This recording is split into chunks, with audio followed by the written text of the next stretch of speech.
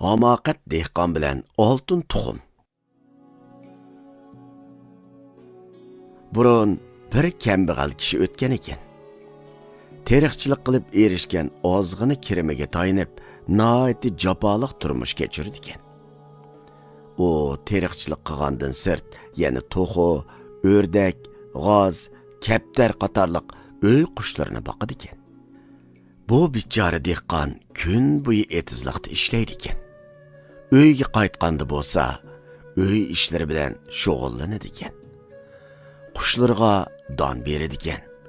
U doim "Menga bir g'azina uchrab qolsa, jafoliq emgakdan qutulsam" deb o'ylaydi ekan. Demisimi, uning yeshi cho'ngib, etiz eriqning eg'ir ishlariga mag'dur yetmas bo'lib qolgan ekan. Bir kuni uning ishki oldidan chiroyidan nur yig'ib turadigan, kiyim-kechaklardan taqvodorligi chiqib turadigan bir ayol o'tibdi. U ayol o'zining musofir ekanligini, qo'sig'ining oshqonligini aytib, uningdan tomoq talab qilibdi. Kambag'al dehqon o'zining kashda yeydigan tomog'ini u ayolga beribdi.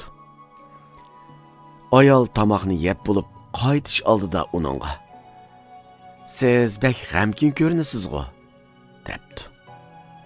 Dehqon "Ha, men qirib qoldim. Tenimmi ojizlab ketdi. Men hozir ishimni qilishib, menga yordam beradigan bir kishiga muhtoj.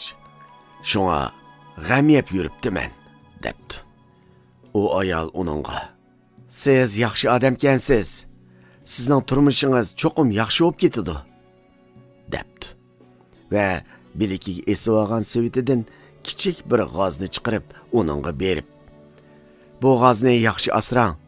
U sizning bir umrlik xazinangiz" debdi.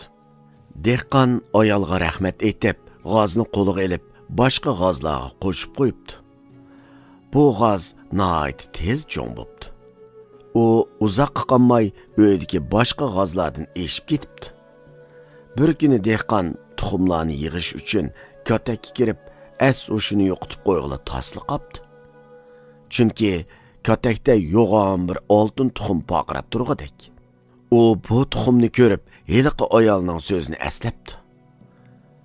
Kunlar bir-birlab o'tishga boshlabdi. Heliqi g'oz har kuni bir oltin tuxumni tug'ib beribdi.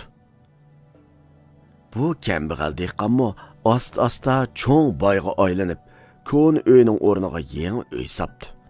Uyda ishlaydiganga xizmatchilarni yollabdi.